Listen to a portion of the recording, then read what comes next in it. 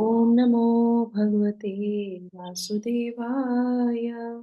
ओम नमो भगवते वासुदेवाय। ओम नमो भगवते वासुदेवाय। ओम अज्ञानतिमिरान्धस्य ज्ञानाञ्जनशलाकया चक्षुरुन्मीलितं येन तस्मै श्रीगुरुवे नमः। नमः ॐ विष्णुपादाय कृष्णपृष्ठाय भूतले श्रीमते भक्तिवेदान्त स्वामिन् इति नामिने।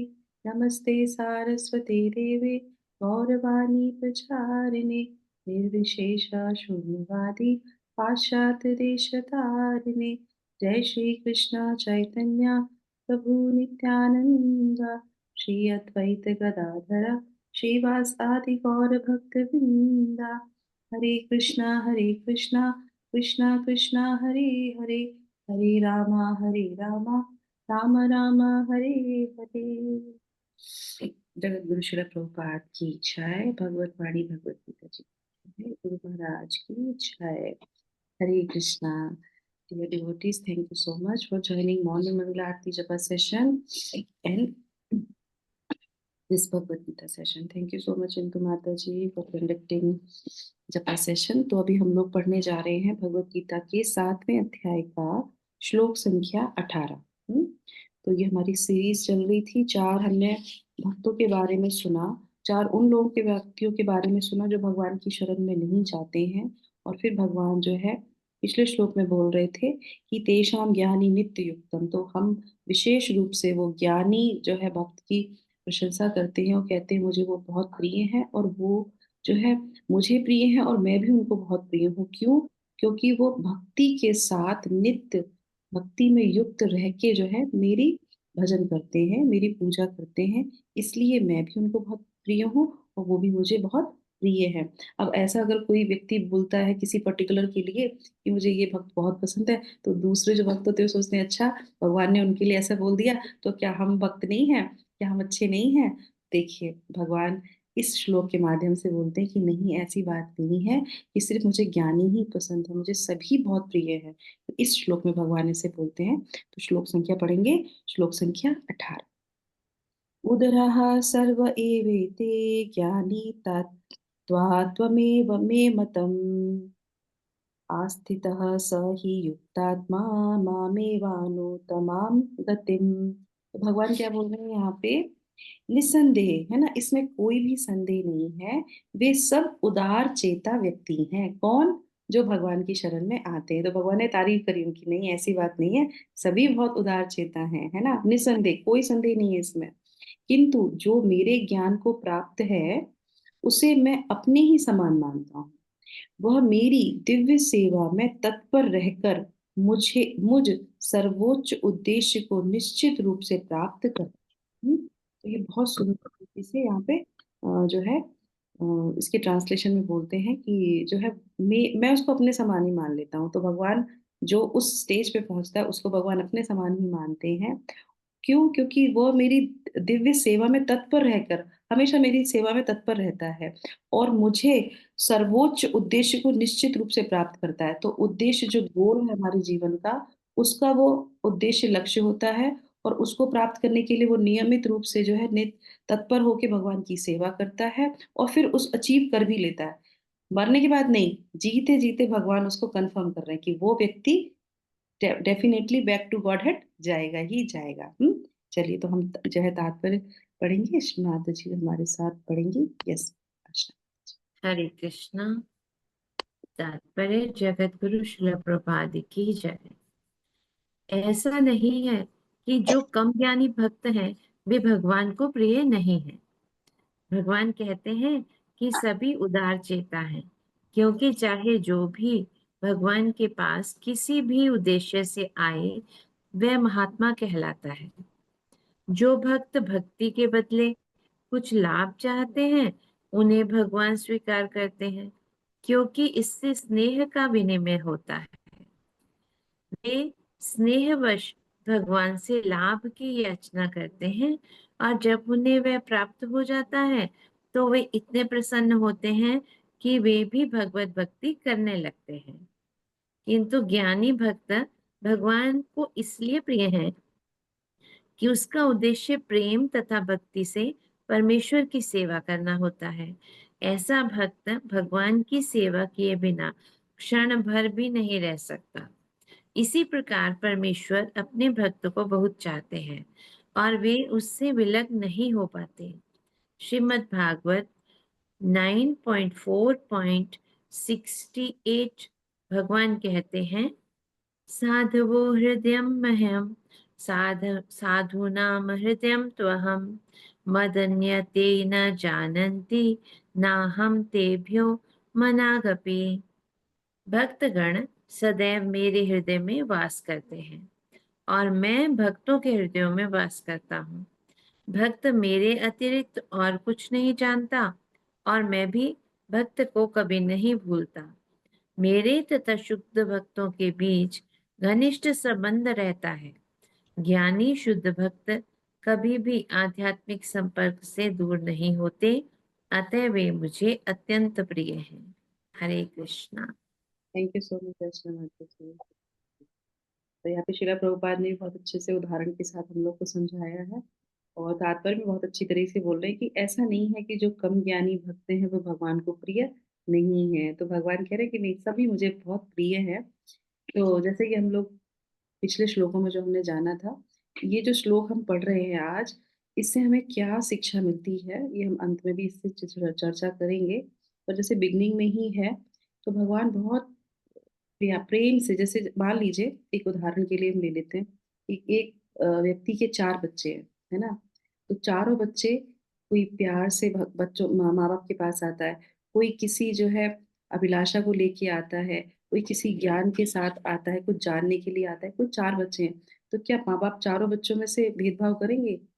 माँ बाप कभी भेदभाव नहीं करता। बच्चों के मन में अलग अलग इच्छाएं होती हैं, अलग अलग अभिलाषा होती है, अलग अलग कुछ जो है लेने के लिए आते हैं कि, पर वो आते हैं माँ बाप समझ के कि वो मेरे माँ बाप है, मैं मुझे उनके पास ही तो जाना है। तो इसीलिए बोलते हैं उदार चरित। तो बोले कि उदार है, वो उदार है इसीलिए तो उनके पास आ रहे हैं। इसी से हमें समझ में आता है कि वो स्नेह करते हैं, वो मानते हैं कि एक वो ही है जो दे सकते हैं। तो कहीं ना कहीं सरेंडर लेवल उनका आ जाता है ना। तो कोई भी व्यक्ति अपने पर्सनल जीवन में भी अगर माँ बाप के पास जाता है दुख में, संताप में, हर्ष में, या कुछ मांगने की इच्छा से, अरे वो उनके हैं इसीलिए वो मांगने के लिए जा रहे हैं। इसीलिए वो भगवान यहाँ पे कह रहे हैं कि नहीं, वो सब उदार चरित हैं। और भगवान को ऐसा नहीं कि वो कम प्रिय है, ऐसा नहीं है, वो उनको भी उतने ही प्रिय है यहाँ पे, है ना। तो सबसे पहले जो है यहाँ पे एक चीज, जो गुण डेवलप होता है जब हम भगवान के पास आते हैं, विनम्रता का।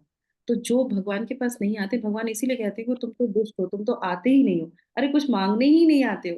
क्यों? क्योंकि ईगो इतनी ज्यादा है आपके अंदर, है ना। तो उदारता प्रकट होती है, चाहे कुछ भी मांगने आओ या नहीं। उसके बाद पहला शब्द यहाँ पे आता है उदरा सर्व एव एते, है ना। सभी भक्त उदार है। कौन? वो जो चार श्रेणी हम लोगों ने सुनी दी है ना, उनकी। तो इसी का जो है एग्जाम्पल के लिए हम जो है लेते हैं श्रीमद् भागवतम से। श्रीमद् भागवतम में तृतीय स्कंद के तृतीय अध्याय के 10वें श्लोक में श्रीला सुखदेव गोस्वामी कहते हैं कि चाहे कोई भौतिक कामना से रहित हो या कामना से भरा हो, है ना, रहित हो या भरा हो, यदि वो उदार बुद्धि वाला है, तो उसे तीव्र भक्ति के द्वारा श्री कृष्ण की भजन को करना चाहिए।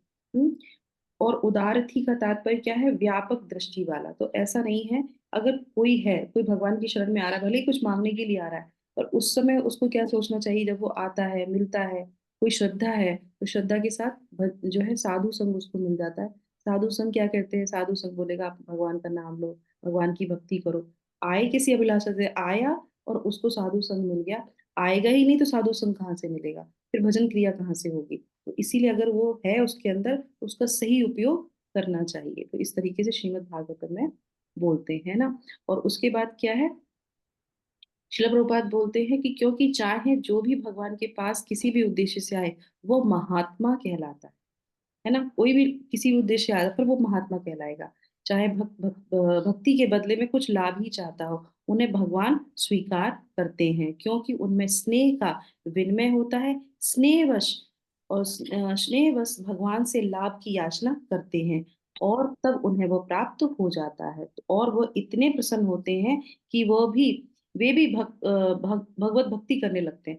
कुछ मांगने आए, कुछ दे दिया, जैसे माँ बाप के पास गए, खुश हो गए बच्चे, कहते हाँ ठीक है हम आपकी अब सेवा करेंगे, अब हमारे माँ बाप तो कितने अच्छे, हमको इतना सब कुछ करते हैं ना। तो टैकल करने का तरीका है भगवान का कि किसी तरीके से तुम आ जाओ, तुमको हम अपने घर लेके चले जाएं, इस तरीके से, है ना।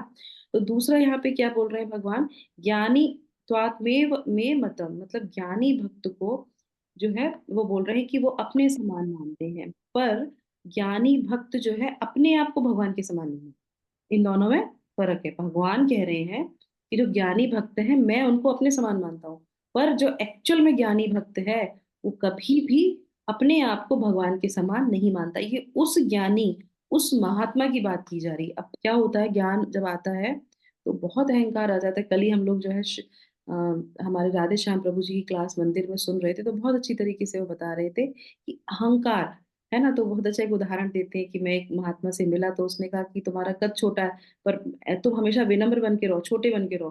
तो जो है प्रभु जी बोलते मैं तो वैसे ही छोटा हूँ हाइट में, कहते नहीं, हाइट छोटी हो सकती है, मतलब शरीर का आकार छोटा हो सकता है, पर अहंकार बहुत बड़ा होता है। इसलिए सबसे सुंदर क्या है, तृणादपि सुनीचेना, है ना। तो इसलिए जो है ज्ञान होने के बाद भी विनम्र रहना बहुत मुश्किल होता है। तो कहते हैं कि विनम्र रहो, वो जो रहता है उसको भगवान प्रसन्न, उसको कहते हैं महात्मा भगवान कहते हैं।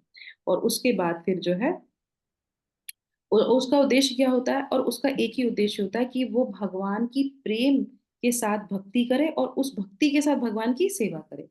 प्रेम, भक्ति, सेवा। तो भक्ति का दूसरा अर्थ क्या है, सेवा करना। तो वो निरंतर भगवान की सेवा करने में लगा रहता है, तभी वो जो है अपने जीवन में उस लक्ष्य को प्राप्त कर सकता है ना। अब उसी लिए जो है शिला प्रभुपाद ने यहाँ पे इतना सुंदर जो है ये श्लोक लिखा है।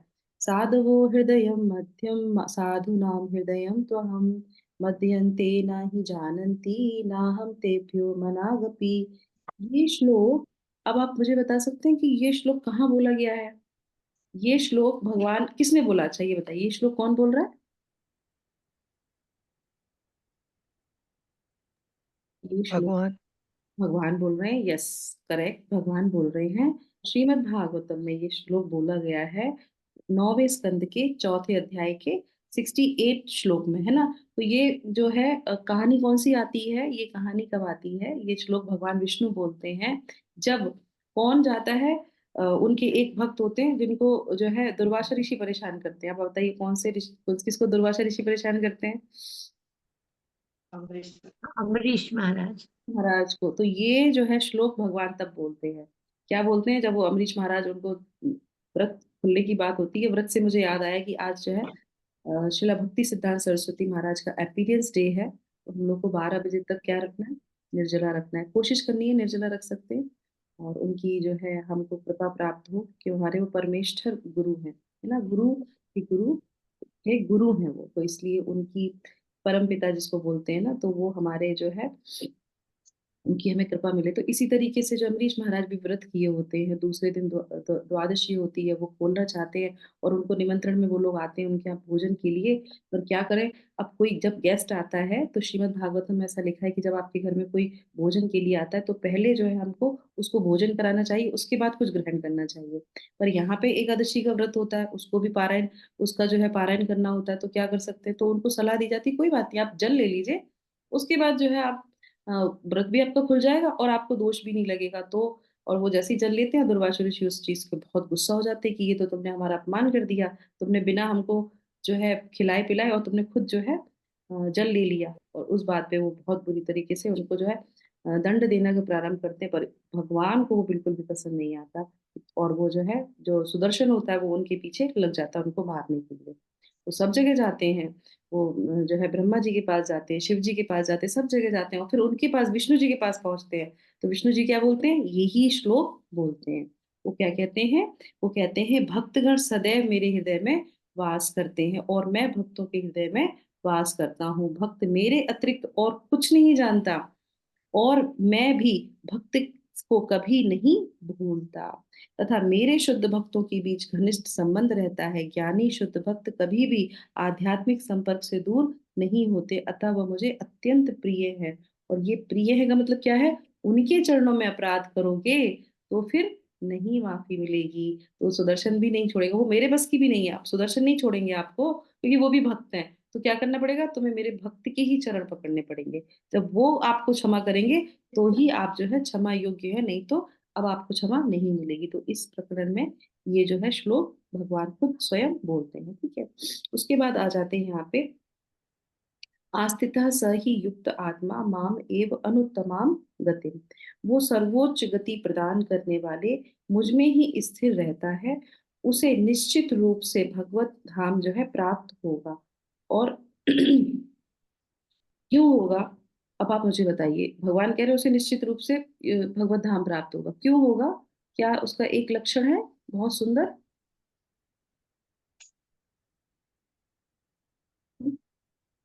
क्यों होगा भगवत धाम उसको प्राप्त, हरि बोल, क्या है उसका लक्षण जिसकी। भक्त है, हम्म, क्योंकि वो भगवान का भक्त है। भक्त है, हम सब लोग भक्त है। कहा कि वो सब भी उदार चेता है, पर उदार चेता सब हो गए, पर इसका क्या ऐसा अनोखा लक्षण है जिसकी वजह से भगवत धाम उसको प्राप्त होगा। भगवान की सेवा में लगा हम्म, हुआ है। इस युक्त आत्मा, वो आत्मा क्या है, युक्त है, बिल्कुल पूरी तरीके से युक्त है, किसी भी सिचुएशन में वो भगवान से अलग नहीं होता। तो इसीलिए इसीलिए ये वाला श्लोक में भी तो नीचे हुआ है ना, कि वो जो है शुद्ध भक्त कभी भी आध्यात्मिक संपर्क से दूर नहीं होता। तो हमारे लिए शिक्षा क्या है, कि हम किसी भी सिचुएशन में हो, हमको जो है आध्यात्मिक चीजों से दूर नहीं होना है। भौतिक चीजों में हम जाते भी हैं, कभी कभी ऐसी सिचुएशन होती है, पर अपनी जो रोज की चीजें हैं, जैसे डेली जपमाला करनी है हमको, अपने नियमित, हमारा जो है नियम बना हुआ है 16 राउंड करने का, वो करना है। चलिए कभी हम धाम पे होते हैं तो ग्रंथ नहीं भी पढ़ पाते हैं, नहीं श्रवण कर पाते हैं, पर कोशिश यही करनी चाहिए कि नियमित रूप से जो हमारी साधना है, जो वो हम अवश्य ही करें, भगवान के दर्शन करें। किसी साधु का अगर हमें दर्शन भी हो जाते हैं तो भी हमारा लिए बहुत, तो ये जो है आध्यात्मिक संपर्क वो हमारा बना रहना चाहिए।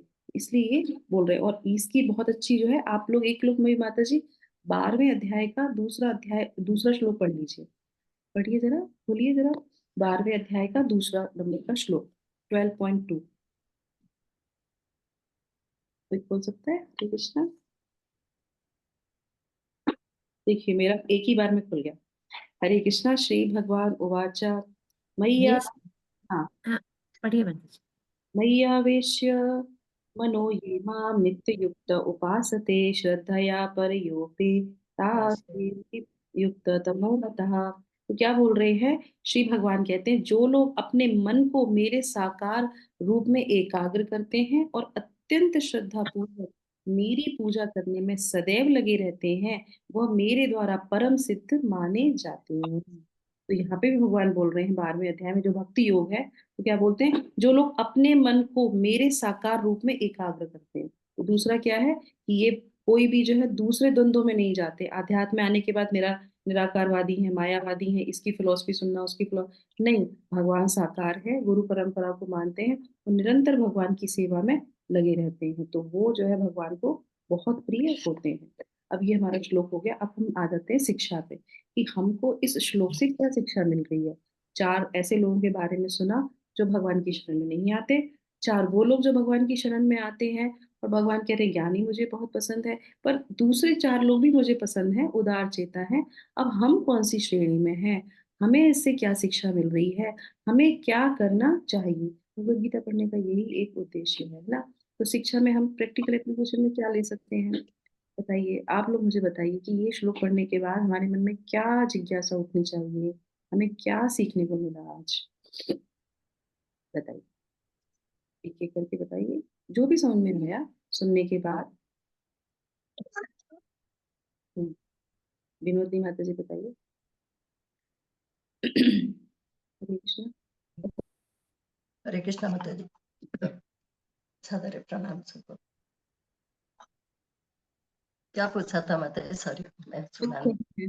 हमने पूछा कि हमें क्या शिक्षा मिल रही है इस श्लोक को पढ़ने के बाद, हमें क्या करना चाहिए। हमें भगवान का सतत ध्यान करना चाहिए, उनका उदार चित्त में विनय भाव से श्रोणिंद्य पासुनी जना होके। वेरी नाइस, बहुत बढ़िया, यस। और कोई माता जी, और कुछ। ठीक है, तो ये मत हाँ, यस यस माता जी बताइए। ये माता जी की भक्ति युक्त होके नित्य भगवान की सेवा आराधना प्रेमा युक्त भक्ति करनी चाहिए। इतने सारे हमारे पास एग्जाम्पल्स आपने बताए जैसे। यस। तो देखिए, इसमें सबसे अच्छा क्या है, जैसे भगवान ने बोला कि वो भी उदार चेता है, तो सबसे पहली सीख तो हमारे पहले सेंटेंस से हमें मिलती है। कौन? वो भी उदार चेत है, जो भगवान के पास आते हैं किसी जिज्ञासा से। तो हमें उनको निम्न नहीं समझना चाहिए, क्योंकि भगवान क्या बोल रहे हैं, क्योंकि वो भी मेरे प्रिय हैं। सबसे पहली बात, अगर कोई आरती है, अर्थार्थी है, जिज्ञासी है या ज्ञानी है, वो सब उदार चेता है, वो सब महात्मा है, क्योंकि वो भगवान की शरण में आते हैं। तो उनको निम्न नहीं समझना चाहिए। वो, अरे ये तो बहुत, अरे किसी न किसी अभिलाषा से, क्योंकि हमने भगवत गीता पढ़ ली, बिना अभिलाषा के अन्य अभिलाषिता शून्यम होना चाहिए, नहीं। भगवान कह रहे हैं कि वो सब बहुत प्रिय हैं, और अगर हम उस कैटेगरी में आते हैं तो कोई बात नहीं, किसी में न किसी जो है अभिलाषा से भगवान के पास आ रहे, आने दे। पर ये बात पढ़ने के बाद हमें उस पोजीशन से ऊपर उठना है। हम आए तो थे, अब अपना बैकग्राउंड हम चेक करेंगे, हम किसी न किसी इन्हीं चारों में से किसी एक चीज में से आए होंगे। ऐसे ही आते हैं ना, शुद्ध भक्त तो हम है नहीं, है ना? तो हम प्रकट हो गए और हम भगवान का कार्य करने लगे, ऐसा तो है नहीं। हम इन्हीं चार श्रेणियों में से ही आए हैं। तो इस श्रेणी से हमको ऊपर उठना है, अपनी स्थिति से हमको ऊपर उठना है, क्योंकि भगवान ने ऐसा बोला है कि उसके बाद क्या है, नित्य भगवान की सेवा में। अब नित्य भगवान की सेवा में हम तब लगेंगे, चलिए हमने भगवान से एक घर मांग लिया, भगवान ने हमको घर दे दिया। भगवान से गाड़ी मांगी, भगवान ने हमें गाड़ी दे दी। उसके बाद क्या करना है? उसके बाद इसमें लिखा है शिला प्रभुपाद ने कि स्नेहवश जो है वो भगवान उसको सब कुछ दे देते हैं, और फिर वो भगवान की भक्ति में लग जाता है। तो वो सब मिलने के बाद भगवान की भक्ति में लगना है। और धीरे-धीरे ये प्रोसेस है जो हम सुबह उठ के करते हैं, ये हमारा प्रोसेस है। तो भगवान प्रसन्न होते हैं, भगवान खुद ही कहते हैं कि जब तुम मेरी भक्ति में आते हो तो मैं तो तुम्हारी सारी मनोकामना पूरी कर देता हूँ। पर फिर भी कि अब कुछ नहीं चाहिए, आपने हमें ऑलरेडी सब कुछ दे रखा है, अब तो हम निरंतर आपकी भक्ति करें। आपके लिए हम क्या सेवा कर सकते हैं, हमें वो सोचना चाहिए। और वैसे ही जो है एक बहुत अच्छा इसका जो है, और हाँ, एक कंप्लीट कर लेते हैं। और उसके बाद जो लोग भगवान की शरण में नहीं आ पाते, उनकी हमको मदद करनी चाहिए, क्योंकि हम थोड़ा-सा लेवल हमारा ऊपर हो गया है, या हमको चीज़ें समझ में लगी, यानी कि हमको वो ज्ञान आ गया है और हम नित्य युक्त होने का प्रयास कर रहे हैं। तो जो नीचे के स्तर पे हैं, उनको हमें प्रयास करना चाहिए कि वो भी धीरे-धीरे उठें। तो भक्ति का सबसे अच्छा रूल क्या है? देना। तो हमको क्या करना चाहिए? दूसरों को सेवा देने का प्रयास करना चाहिए। आपको किसी ने सेवा दी, आपको किसी ने भक्ति में लेके आए, तो हम दूसरों को भी खींच के भक्ति में लेके आएँ। वो किस जगह पे, किस सिचुएशन में, कहाँ फँसा हुआ है, कौन-सी चीज़ उसको परेशान कर रही है, वो ध्यान देके उस चीज़ को आगे लेके आना चाहिए। तो ही भगवान प्रसन्न होते हैं। ऐसा नहीं कि हम आगे बढ़ गए, बाकी दुनिया सारी पीछे हो गई, तो हम कभी भी तृणादपि सुनीचेन नहीं हो पाएँगे। दूसरा जो है बहुत अच्छा मुझे उदाहरण अभी याद आ रहा है, कल ही मैंने सुना था। एक जो है सन्यासी से संबंधित है। तो जो हमारे मध्व संप्रदाय, हाँ, तो मध्व संप्रदाय में क्या होता है, वो बहुत पुराना जो है संप्रदाय है, और उसमें जो है हम लोग भी उसी से कनेक्टेड है, पर वो अलग हो गया। तो उसमें क्या है, 800 साल पुराना है वो संप्रदाय, है ना? तो उसमें तब से लेके अभी तक, मतलब 800 साल में 3 सन्यासियों का पतन हुआ है। पतन समझते हैं? सन्यासी की पोजीशन से नीचे उतर गए। तो इस तरीके से कभी-कभी बहुत से लोग ऐसा बोल देते हैं कि अरे तुम्हारे इस्कॉन में क्या है? तुम्हारे इस्कॉन में इतने सारे सन्यासी बनते हैं, इतने सारे लोग ये होते हैं, वो करते हैं, लोगों का बहुत पतन भी हो जाता है, कोई कुछ करने लगता है, कोई कुछ करने लगता है। तो ये 4 तरीके के लोग तो आते ही हैं, हमारा दरवाज़ा तो खुला हुआ है। शिला प्रभुपाद ने सबके लिए दरवाज़ा खोल रखा है। आते हैं, फिर चले जाते हैं। किसी न किसी बात पे वो पतित हो जाते हैं, पतन हो जाता है, छोड़ के चले जाते हैं, है ना? तो इस तरीके से हो जाता है, तो वो उन पे कमेंट कर रहे थे कि तुम्हारे इस्कॉन में जो है आए दिन कोई ना कोई सन्यासी बनता है और उसके बाद उसका पतन भी हो जाता है, ऐसी चीज़ें होती रहती हैं आए दिन। तब जब ये ऐसे कमेंट किया, तो उनके जो आचार्य थे, उनके जो वरिष्ठ जो गुरु थे, उन्होंने उनको क्या बोला? उन्होंने उनको बोला कि तुम तो छुप के बैठे रहते हो। तुम अपने घर में छुप के बैठे हो, तुमको माया थोड़ी ना पकड़ेगी। क्या बोलते हैं? तुमको माया कभी नहीं पकड़ेगी। अरे वो तो वॉरियर्स हैं। जो शिला प्रभुपाद के डिसाइपल्स हैं, जो इनका मूवमेंट है, वो वॉरियर्स है। वो जो चीज़ पढ़ रहे हैं, जो सीख रहे हैं, वो पूरे देश-विदेश में जाके, पूरे जो है दुनिया में जाके उसका प्रचार कर रहे हैं, तो माया तो उन्हीं को पकड़ेगी ना जाके। तो जो रणभूमि में मरता है उसकी जो है पोजीशन ऊपर होती, ना कि जो घर में घुस के बैठा रहता है, जो मैदान में लड़ा ही नहीं, उसको माया क्या पकड़ेगी। तो अगर वहां पे किसी का पतन हो भी रहा है तो वो अपने शास्त्रों के अनुसार उस कार्य को कर रहे हैं, वो कितना प्रचार करते हैं। तो इसीलिए हमें यह ध्यान रखना चाहिए कि प्रचार कार्य, जैसे हमने कल भी जो लेक्चर सुना था राधेश्याम प्रभु का, तो उसमें वो प्रचार की बात कर रहे हैं। तो प्रचार में क्या है, पहला नियम यही होता है कि जो हम सीखते हैं पढ़ते हैं वो पहले अपने जीवन में उतारेंगे, उसके बाद दूसरे को प्रयास करेंगे कि हम जो है उसको भी कृष्ण भावना भावित में लेके आए। ये नियम है, ये करना ही चाहिए, और उससे क्या होता है, हमारी ही प्यूरिफिकेशन होती है। और सिर्फ ऐसा ही नहीं है कि लेक्चर से या सिर्फ शास्त्रों से ही होता है, अपने आचरण से व्यक्ति बहुत अच्छा प्रचार करता है। तो जिस तरीके से उन्होंने, महात्मा ने बोला शिला प्रभुपाद के डिसाइपल्स के लिए कि उनके डिसाइपल ने जो किया है, और रिसेंटली जो है शिला प्रभुपाद को क्या है, विश्व गुरु के नाम से जो है सम्मानित किया गया। क्यों? क्योंकि उन्होंने पूरे विश्व में जाके उसका प्रचार प्रसार किया। अगर वो चाहते कि मुझे सब कुछ मिल गया, अब कोई जरूरत नहीं है, तो हम आज यहाँ पे बैठ के भगवत गीता थोड़ी ना पढ़ रहे होते, Bhagavad Gita as it is. इसीलिए जो भी हमारे इर्द गिर्द जो लोग हैं, जो आगे नहीं बढ़ पा रहे हैं किसी भी कारणवश, तो उनकी हमें सहायता करनी चाहिए और खुद को हमें उस स्टेज से ऊपर लेके आना चाहिए। तो इस श्लोक से हमें ये बहुत इंपॉर्टेंट ज्ञान यहाँ पे शिक्षा मिलती है। ठीक है, तो इसी के साथ हम इसको विराम करेंगे, और कल का श्लोक बहुत बहुत इंपॉर्टेंट है, जो शिल भक्ति, जो हमारे श्रीमद् भगवत गीता का बहुत इंपॉर्टेंट श्लोक है। तो कल हम उसका पारायण करेंगे, तब तक के लिए विराम। हरे कृष्णा कृष्णा कृष्णा हरे हरे, हरे रामा राम राम हरे हरे। हरिओम तत्सत। आप सभी लोग का दिन शुभ हो, मंगल हो। इसी कामना के साथ और दूसरों की सहायता के साथ हम लोग जो है आज के सत्र को विराम करेंगे, और कल जो है बहुत इंपॉर्टेंट श्लोक को पढ़ेंगे। Thank you so much. Hare Krishna.